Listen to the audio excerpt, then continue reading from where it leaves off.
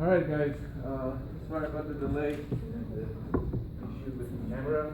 So since there's chance for my phone to run out of memory, and I want to have the NMR in the video, I will start with NMR and then I go back to symmetry and electrochemistry. So NMR. I don't tell you the theory behind it, alright? I just tell you how to solve it. Okay, so you could have some bunch of elements, there are like bunch of elements in the periodic table, right? But not all of them are NMR active. Okay, some of them are NMR active, and those that are NMR active obviously could be looked at by NMR. What is the most famous example? Hydrogen NMR, right? So if you have a molecule that has different hydrogens, and by different hydrogens, I mean hydrogens that could not be probably, related to one another using symmetry. So in this case, these two sets of hydrogens are identical, right? And they are different, and they are different than those two. So if you do NMR on hydrogen, you get two peaks, right? So you get one big peak for those and one small peak for those in the middle. And obviously this is ppm, and the x-axis is ppm. You don't need to know. And this is intensity. So if then this is carbon and more electron, it's more sugar. So it's the other way actually. This is the CH2, and so you get one peak for those hydrogens, and you get one peak for these. Okay, and the intensity of the peak is proportional to the number of not intensity, actually the integral.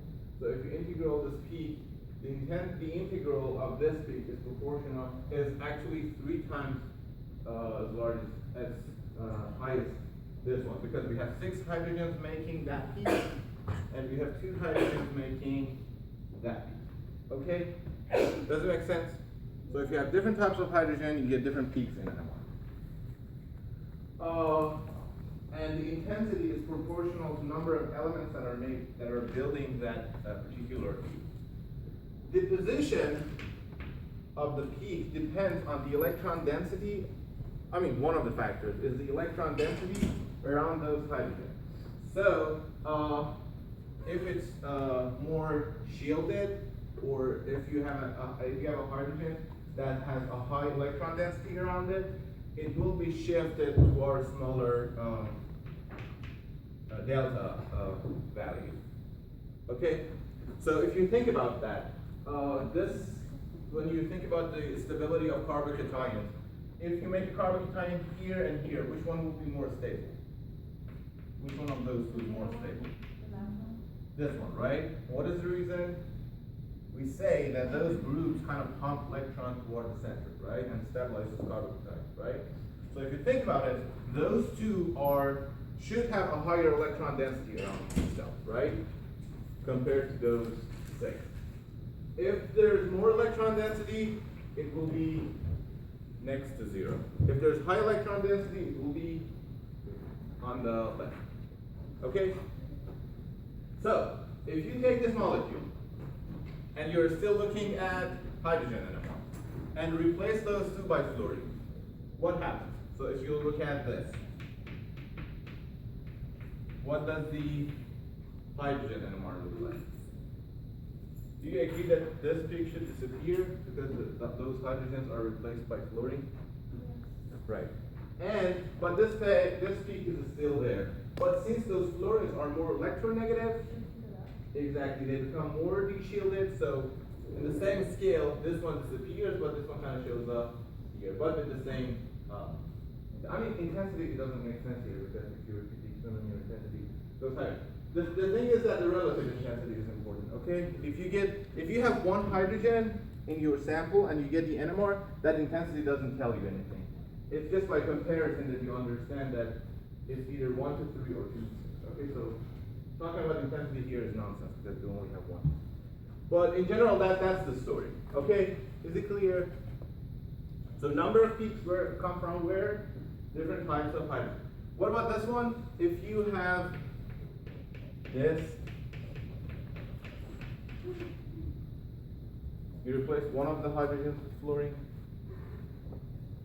Well, it is still there, right? But since it's actually very interesting. So if this is for this,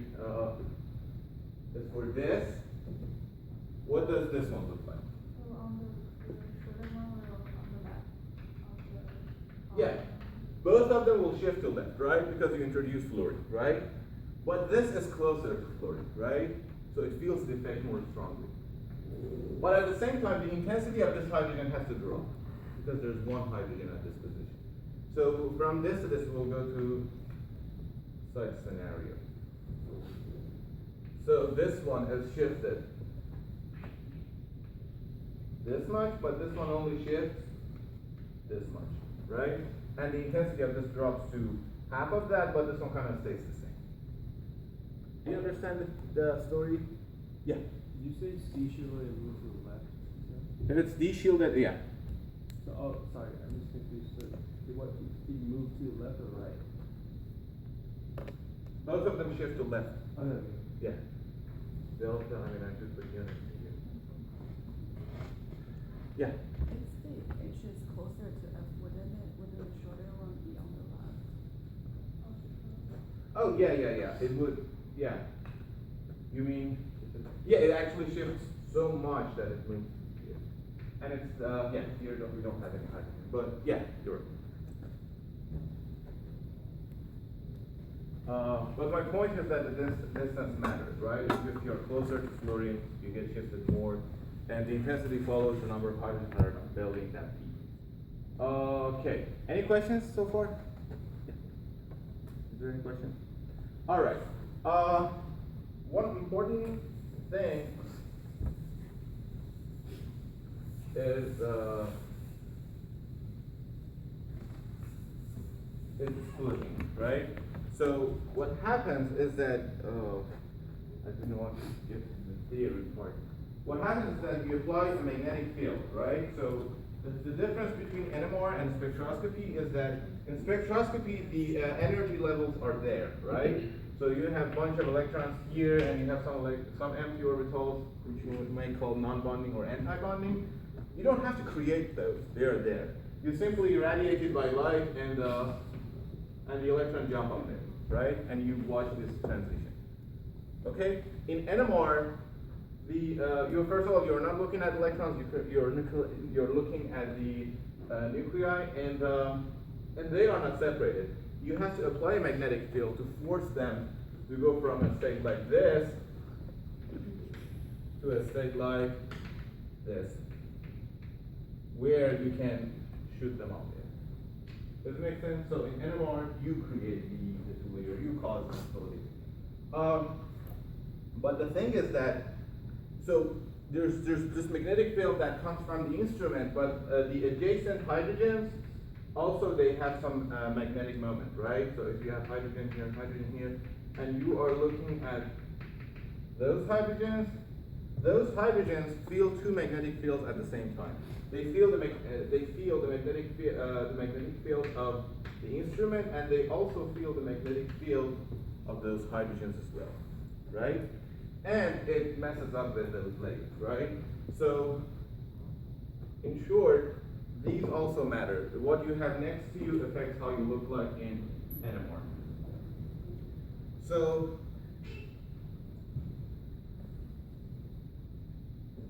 let me tell you how to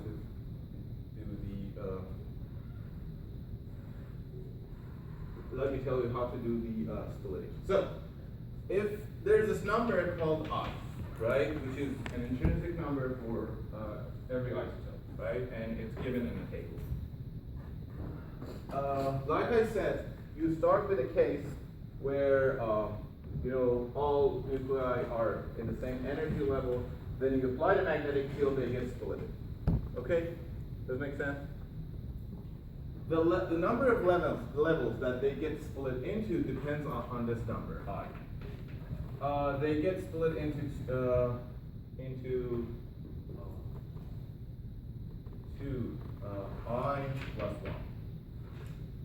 Okay, so if your I is half, how many levels does hydrogen split into? 2. 2 times half plus 1. If you have an element that has an I of 1, and its like nuclear energy are like here, how many levels does it split to? 3. So you're gonna have 3 energy levels. Right? Does it make sense? Right, everyone? Okay. So, and interestingly, the population of those energy states are so close to one another. So they are so close that you can assume that 33% of your elements are, and this is say 33% here and 33% here. There's a slight difference between the population, and that's what you take advantage of. You use to get the NMR of different elements. All right, so okay, so we are looking at this system. Right? Let's say we are focusing on that. We replace them by, I don't know, fluorine or something that we don't look at. So let's say we're looking at those hydrogens. So they feel the magnetic field of the instrument, but there are 2 hydrogens. If you look at an overall picture, 50% of the hydrogens in the molecules that you have in your sample have a spin up, right? And 50% of those have a spin up, right? But you could have spin up, spin down, spin down, spin up, and spin down, right? These are all possible cases that those 2 hydrogens can make. Remember that I said that the population of the states that each one of them gets split into is 50-50, right? Because it is split into 2 states, and they have an equivalent population. So there's a 50 chance for this to be up and 50% chance for this to be down or up, right? So that they make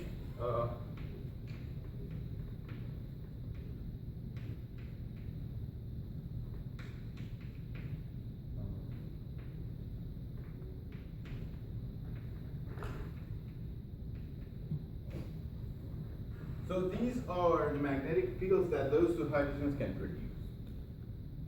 Right? Does it make sense? It could produce hydrogen 1 could be up, or hydrogen up and down, and hydrogen 2 could be up and down. They make 4 different combinations. Right? What do you feel here? You feel some of those 2. If both of them produce 1, for example, you feel 2. Right? If one produces 1, the other one produces -1, what do you feel here? 0. Right? So you that are kind of feeling that, you feel some of those 2. Okay? Is it too confusing? Are you with me? All right, come on, talk to me. Yes. Okay. So what do you mean? So this case generates an overall magnetic field of that, because they are in the same direction. Right? These 2 create 0, and those 2 create that. Okay? In terms of population, in how many cases does this happen? 25%. In 25% of the cases, this one happens, because it's one of the 4 possible combinations. Okay? In how many percent, in what percentage does this one happen? 50% and 25%. Okay, if you are one of the molecules that feel this, if you are one of the hydrogens that happen to be in a molecule that the other hydrogens on the adjacent carbon are up, right? You feel the magnetic field of the hydrogen plus the magnetic field of the instrument, right? So you may feel a stronger magnetic field. So if you are one of the ones that are in a molecule that has up hydrogens on the adjacent carbon, you feel this from instrument plus this from the 2 hydrogens. So you feel something more than other cases. If you are in one of the hydrogens that is in a molecule in which the two hydrogens are up, down, or down, up.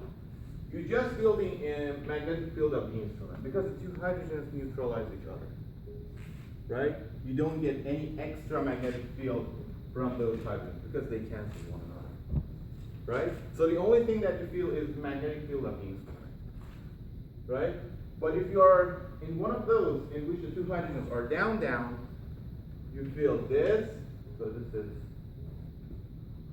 up, down, or down. And if you're in one of those down, down, a little bit of the magnetic field of the instrument is neutralized because those hydrogens are fighting against it. Right? Does it make sense? So, and what does it have to do with NMR? The position and the x-axis depends on the total magnetic field that they feel. All right? So remember, it was 25%, this is 50%, and this is again 25. If you ignore the effect of all those hydrogens, you get 1, right? Which is caused by a magnetic field of the instrument. But if you bring them into play, instead of that, you get this. You get a 1, 2, 1, which is actually 25, 50, 25. Ratio of the 3. Right? If you want to understand it, don't think of one molecule. Is this still recording? Yeah, it is, but it doesn't record like the half of the right port. All right.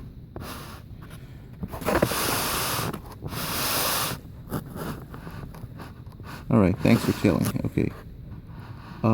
I try to stay here. Right. So, guys, don't think of one molecule, okay? Think of thousands of millions of molecules that are there, and different combinations are possible, right? Each one of them produces its own peak, right? 50% of those molecules are in a situation that give a peak that shows up here. 25% of them are feeling a magnetic field that produces a peak that is right there, and 20% are just like here. Is it clear, guys? If you don't talk to me, I think you didn't understand it. Right? Tell me, did you understand it? Yes. Okay. So there is this rule of thumb that you can use to get the intensity, and it works if I is 1/2. If I of the splitting element, the element on the adjacent hydrogen or whatever element that you are looking at, if it's 1/2, right? Each peak is split into n+1 line, and the rule of a general rule is 2n(i+1). But since I is 1/2, it'll be n+1. This is number of peaks. Okay? And the intensity follows the Pascal triangle. You know how it works, right? I mean, if you're interested, it's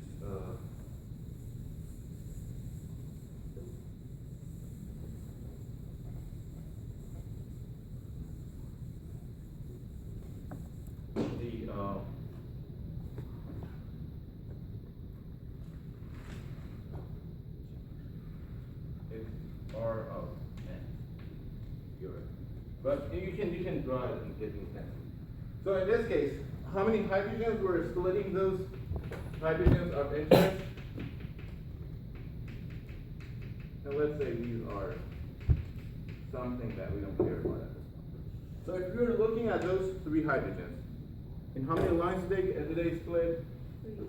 3. And that's because it's because I is 1/2, so we can use that formula, and it's 2 + 1, which is 3. So we get 3 lines. What is the intensity? You have to do it to the 3rd line of the Pascal triangle. It's 1, 2, 1. So you get 1, 2, 1. What if I is not 1? What if I is not 1/2? You have to use this formula, right? But the intensities you cannot get from Pascal triangle. You have to work it out. Okay? So let's say instead of hydrogen, you put something there that has I value of 1. Okay? So let's say I is 1. I don't know what element. I guess iodine, but let's say X. And let's say I for X is 1. And again, you're looking at O.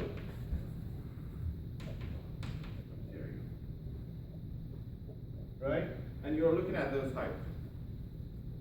So, how many lines do you get? Yeah, no, more than that. 2ni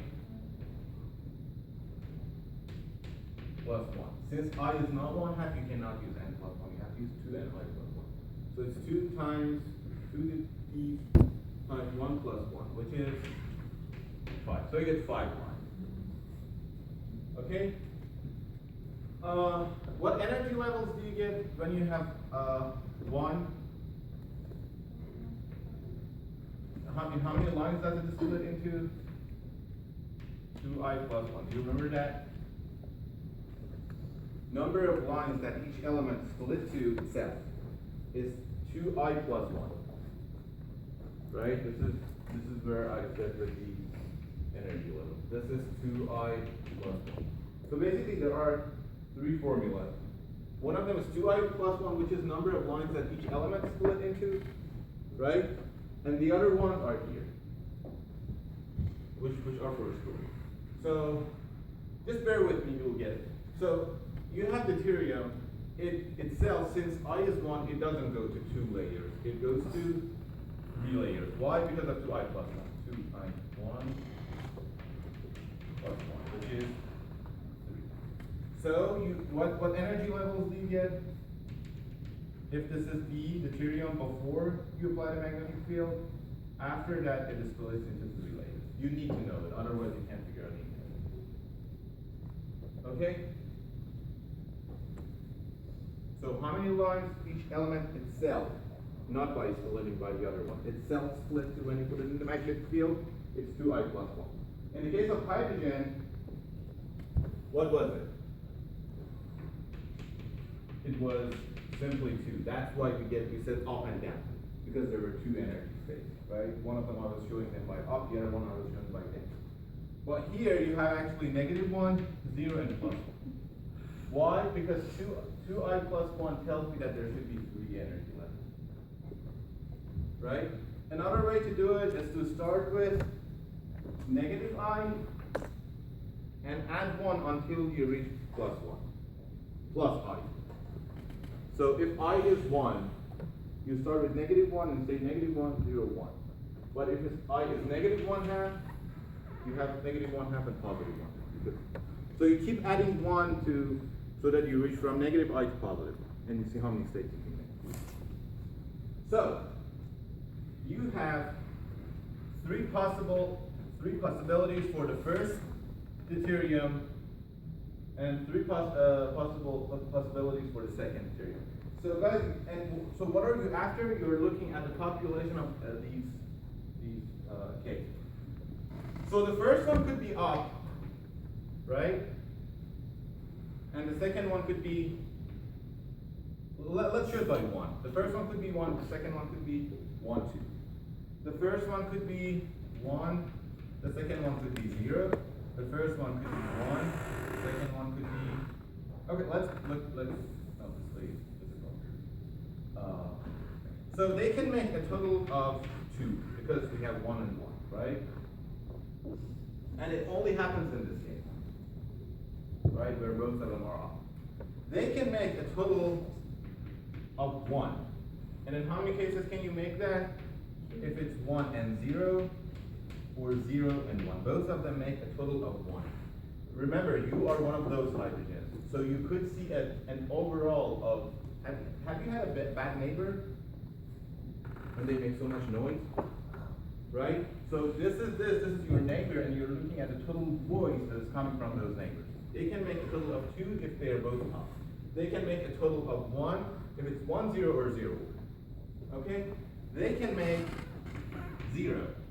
And there are quite some cases where you can make that. So you could have 1 and -1, right? 0 and 0, and -1 and +1. All of them make 0 for you, right? And -1 is similar to that. So once you go from 2 to 0, you just have to multiply them by -1 to make the other cases. So if you want to make -1, you have either -1 and 0 or 0 and -2. Right? And if you want to make -2, you have only one option. Right? Remember, don't think of one molecule. Think of thousands of molecules, billions of molecules out there, and there's a chance for each one of those E's to go to the -1, 0, and +1. So these are the possible combinations that you make, and this is the relative, population of each state. So,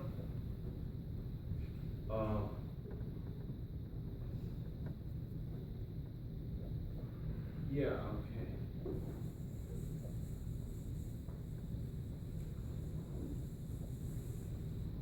So the relative, so what is the relative intensity that you get from each one of those two? So you get 1, 2, 3, 2, 1. Right? Does it make sense? Remember, each one of them, if you are the hydrogen if you're one of those hydrogens, the magnetic field that you feel is different if you're in this case or that case. Right? So you give rise to different peaks. Negative. No, does it make sense, guys? So if I is 1/2, what do you do for the intensities? That's called triangle. If I is not 1/2, you have to figure out number of states first, like qi plus 1, and then make different combinations and compare the intensity. Okay? I'll do one quick example and we'll call it good for it. Okay.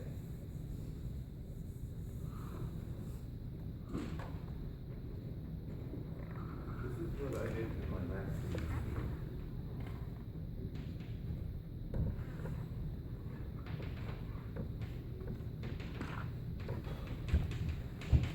What is the point group? Right.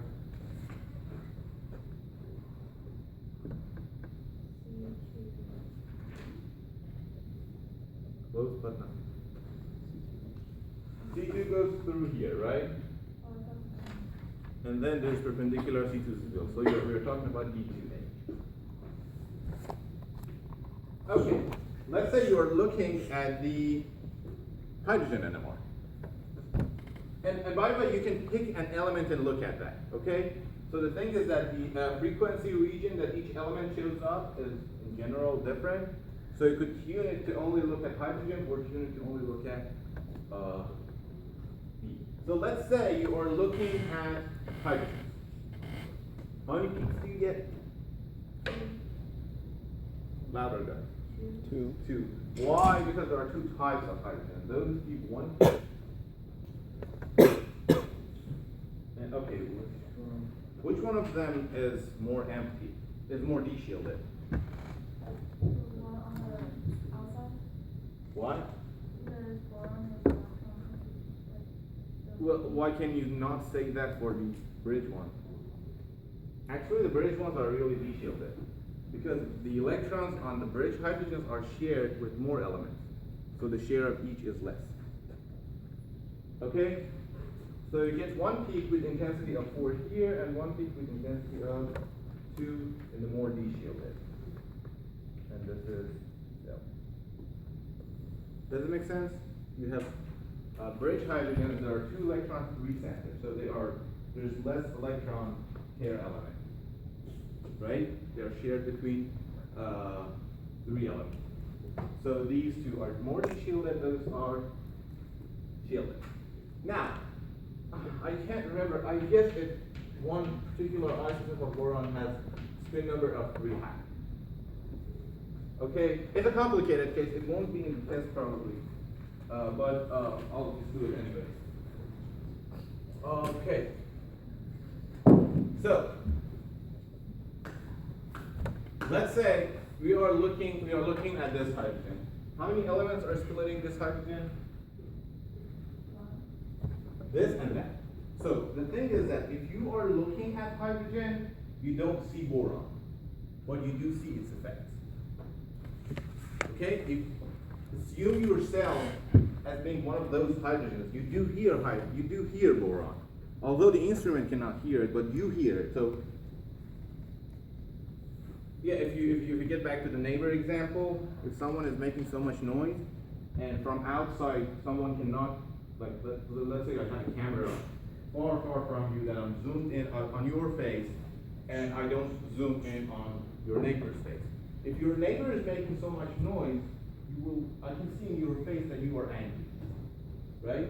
So I can see the effect, even if I don't zoom in on those, I can see the effect of your neighbor on those hydrogens, okay? So remember, if I say hydrogen NMR, it doesn't mean that you shouldn't consider the effect of the boron for splitting. So those hydrogens are split by this and that. The effect of this is a stronger, you'll have this split, right? So how many lines does it split into? I mean, it also split by that, but let's see. How many lines does it split into? I mean, does these hydrogens get split by that? Yes. 2Ni plus 1.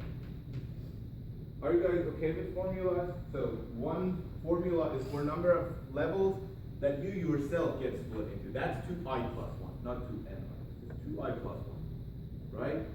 Number of lines that you get split by your neighbor is 2Ni plus 1. All right? Is it clear? Yeah. So in that case, are the deuterium showing up in the NMR spectra? No. So what do you mean by splitting? Like when it splits, what do you mean by? Because if it's not showing up, what is? You said it splits itself. It's not that it doesn't show up. It shows up in a frequency region that we don't zoom in.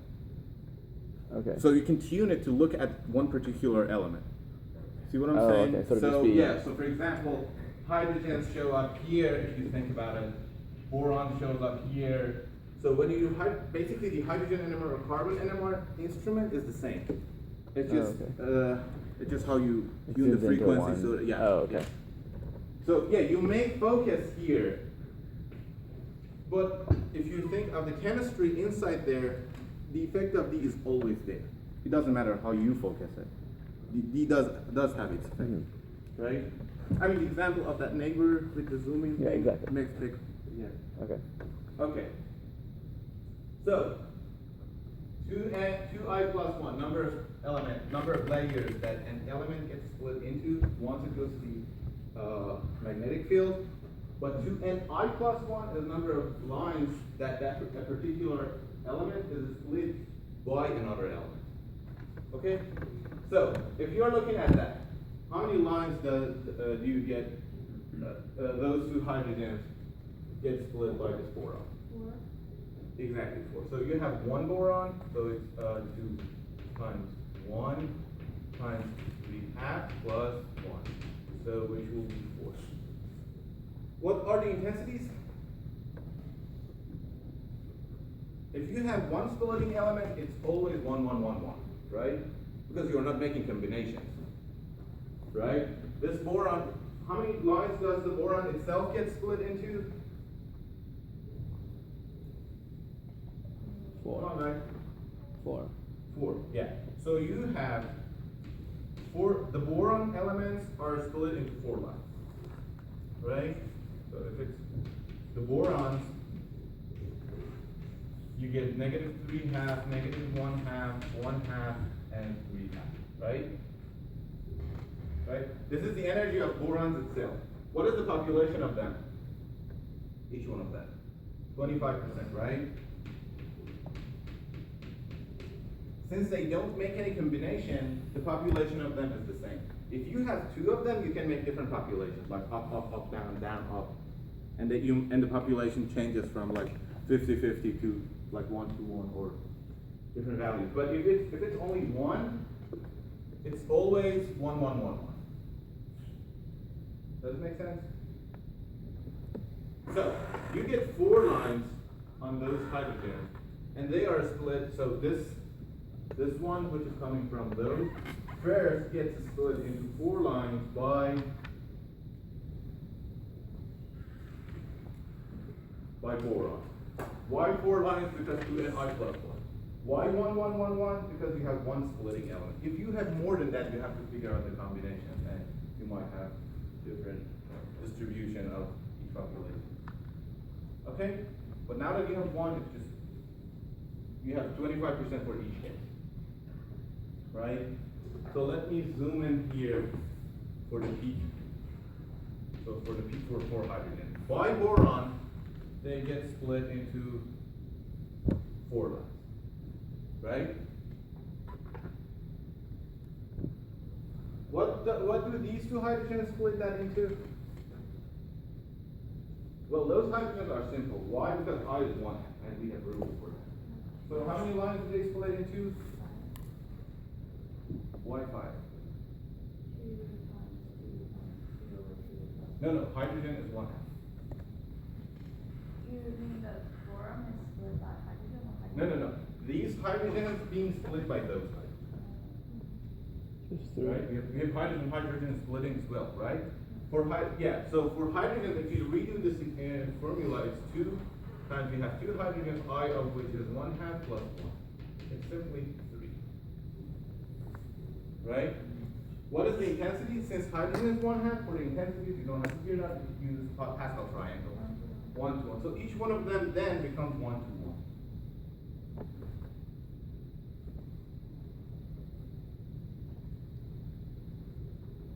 Okay? I mean, it's complicated. Dr. Marty is not going to give you something that hard. But if you understand this, then you won't have a hard time for the example that Dr. Marty will give you. Yeah? Why doesn't carbon split hydrogen? Well, carbon, 99% of carbons in the nature are NMR inactive. So only 1% of them are. Carbon 13 is active, and they do split, but since it's such a small, you usually don't. So on the test, would you tell us, like, oh, the bond will split? Yeah, I will give you, I'll tell you, I mean, not me, Dr. Marty will tell you whether it's NMR active or not. So if it's not NMR active, you just don't worry about it. I'll give a value for I. Yeah, values are, I mean, no, you have to remember the value of I of all elements. No, they will be given. Okay, any questions, guys? What about those 2? I mean, this is all interesting. What about those 2? Those 2 are first split by borons, right? And how many lines do they get split? 7. Yeah, 2 and I plus 1. 2 times 2 borons times 3/2 plus 1. So this is 7. Ooh. So you get 7 lines, right? And you have to figure, I won't do it, but you have to figure out the intensity. So you could have 3/2, 3/2, which makes 3, right? You could make a total of 2, which is when you have 3/2 and 1/2, or 1/2 and 3/2. You could make 1 when you have 3/2, 3/2 and negative 1/2, negative 1/2 and 3/2, and 1/2 and 1/2, right? Or you could make 0, which is what, I mean, there will be 4 cases. 3/2, negative 3/2, and the reverse of it, like negative 3/2. Or you could have negative 1/2 and 1/2 and 1/2 and negative 1/2. Right? And you could make, so the intensities are 1, 2, 3, 4, 3, 2, 1. Okay? So we said that, so this peak, the 2 hydrogen.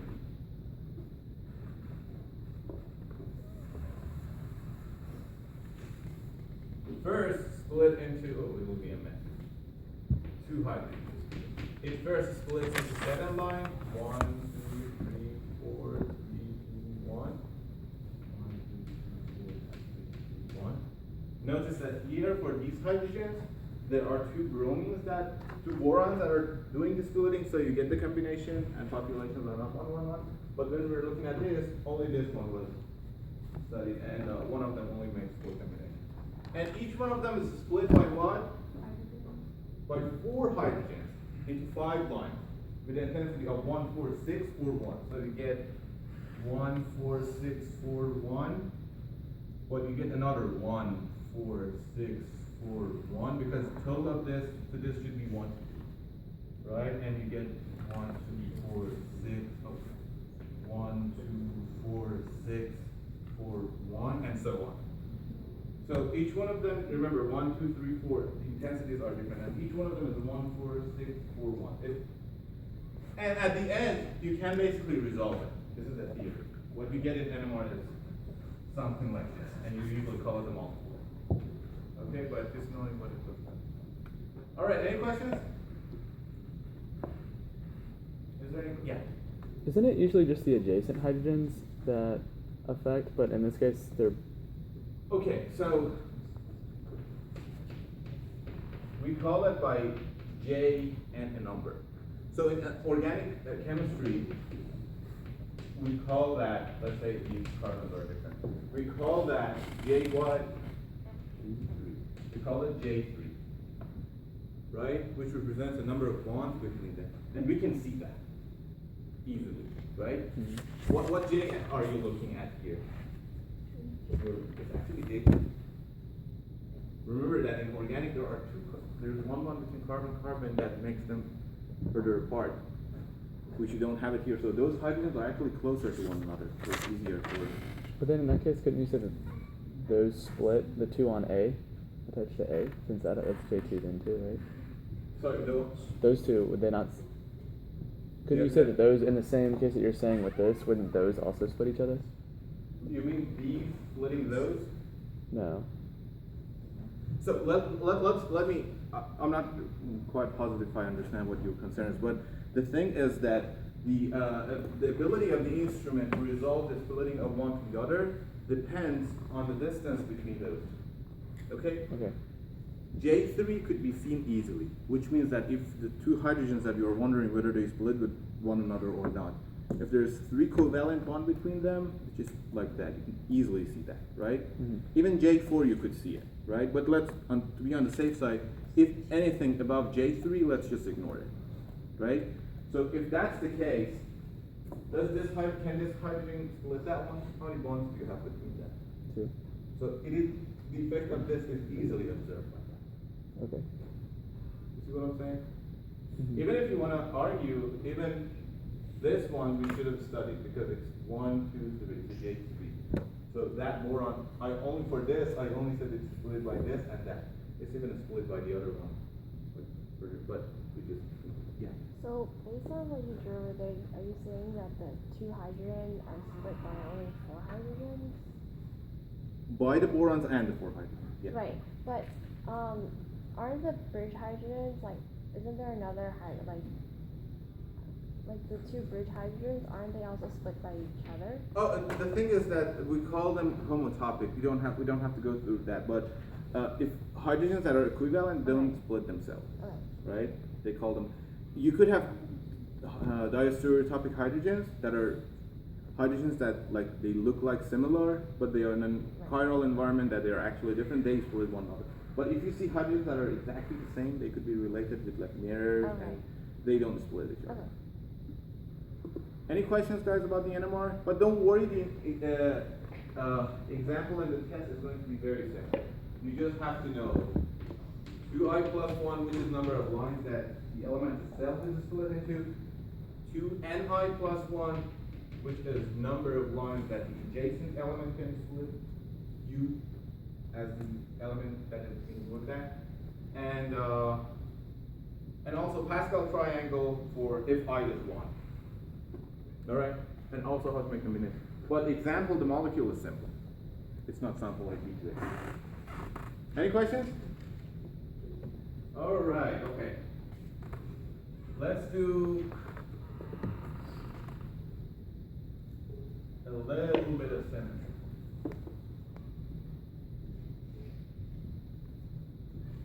So, I guess you know by at this point that since you don't have much time, Dr. Marty cannot give you like construct molecular orbital, right? So the geometry questions are going to be simple. I just go through the what is it? Tell you some of the tricks, and hopefully we can cover a little bit like chemistry. So if top and the bottom of the molecule is the same, you have perpendicular C2. So does this one have perpendicular C2? Yes. But the other thing is that if you introduce tail to the molecule, the same perpendicular C2 will be killed. So if you have a molecule that is like this, what is the point group?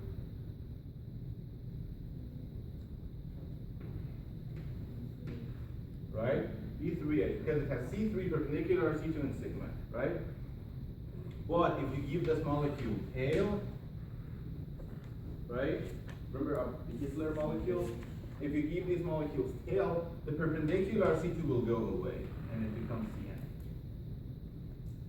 Right? So there was this molecule in the test that was like this. I mean, they were up and down, but okay, I'll show it by positive and negative.